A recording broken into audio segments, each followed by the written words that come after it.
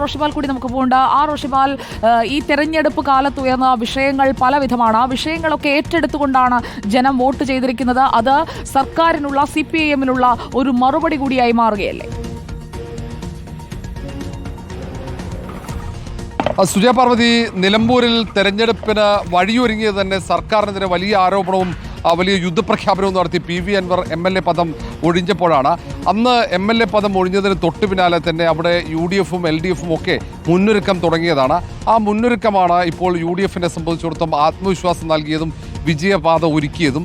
കാരണം 25 ദിവസം മാത്രമാണ് പരസ്യ പ്രചാരണം നടന്നത്. അതിനു മുമ്പേയുള്ള ഏതാണ്ട് 2 മാസക്കാലത്തിലേറെ അവിടെ UDF നേതൃത്വത്തിൽ ജില്ലാ കോൺഗ്രസ് അധ്യക്ഷനും മുസ്ലിം ലീഗിൻ്റെ ജില്ലാ ഭാരവാഹികളൊക്കെ ചേർന്ന് മുന്നൊരുക്കം നടത്തിയതാണ്. പിന്നീട് തെരഞ്ഞെടുപ്പ് പ്രചാരണം തുടങ്ങിയപ്പോൾ പ്രധാനമായും UDF ചർച്ച ചെയ്തതും ജനകീയ വിഷയങ്ങളായിരുന്നു.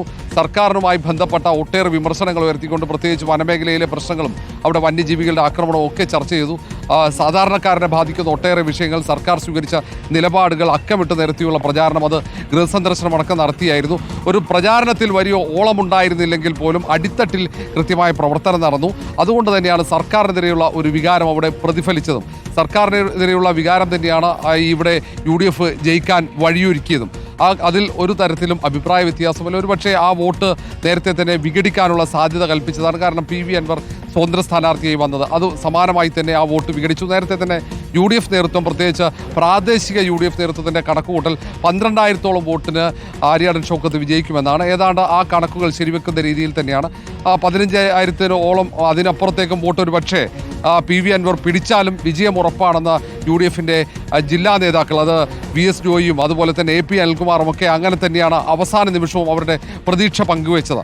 LDF നേരെ മറിച്ച് അവർ ഏതാണ്ട് 2,000-ഓളം വോട്ടുകൾക്ക് വിജയിക്കുമെന്ന് കണക്ക് കൂട്ടിയിരുന്നു. അവർ പ്രതീക്ഷിച്ചത് PV അൻവർ UDF-ൻ്റെ വോട്ടുകൾ കൂടുതൽ സമാഹരിക്കുമെന്നായിരുന്നു. പ്രത്യേകിച്ച് ആര്യാടൻ ഷൗക്കത്തിനെതിരെയൊക്കെ ചില വികാരങ്ങൾ നിലനിൽക്കുന്ന ആ വോട്ടുകളൊക്കെ PV അൻവർ അങ്ങനെയെങ്കിൽ 66,660 വോട്ടുകളിൽ LDF-ന് ഒതുങ്ങേണ്ടി വരുന്നു.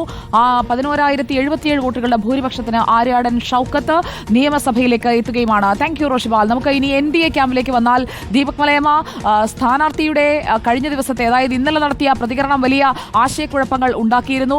BJP-ക്ക് വരേണ്ട വോട്ടുകൾ, NDA-ക്ക് വരേണ്ട വോട്ടുകൾ അത് മറുപാളയത്തിലേക്ക് പോകുമെന്ന രീതിയിലുള്ള വ്യാഖ്യാനങ്ങളിലേക്കൊക്കെ അത് വളരെ പെട്ടെന്ന് കൊണ്ടുപോയിരുന്നു. എന്നാൽ കഴിഞ്ഞ 2021 തെരഞ്ഞെടുപ്പിൽ 8,595 വോട്ടുകൾ നേടിയ ഇടത്ത് ഇവിടെ വോട്ട് കൂട്ടാൻ BJP-ക്ക് സാധിക്കുന്നു. 8,648 വോട്ടുകളിലേക്ക് വോട്ട് കൂടുകയാണ് ഈ തെരഞ്ഞെടുപ്പിൽ ചെയ്തത്. വോട്ട് മറിക്കലടക്കമുള്ള ആരോപണങ്ങൾ കൂടി അസ്ഥാനത്താവുകയല്ലേ ഈ ഫലം വരുമ്പോൾ?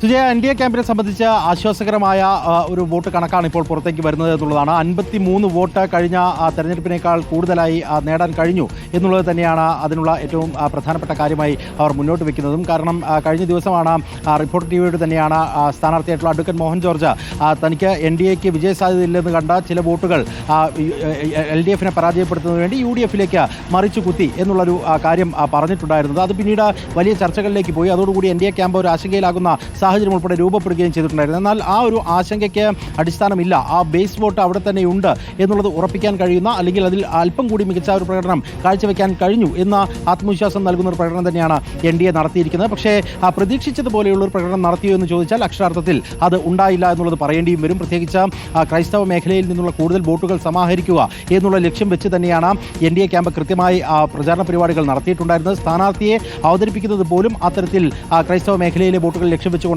പക്ഷേ ആ മേഖലയിൽ നിന്ന് പരമ്പരാഗതമായി UDF-നൊക്കെ പോയിക്കൊണ്ടിരിക്കുന്ന വോട്ടുകൾ അത് ഭിന്നിപ്പിക്കാനോ അത് NDA-ലേക്ക് കൊണ്ടുവരാനോ കഴിഞ്ഞില്ല എന്നുള്ളത് ഒഴിച്ചു നിർത്തിയാൽ ആശ്വാസകരമായ ഒരു വോട്ട് വിഹിതമാണ് ഇപ്പോൾ NDA-ക്ക് ഉണ്ടായിരിക്കുന്നതെന്ന് പറയേണ്ടിയും വരും.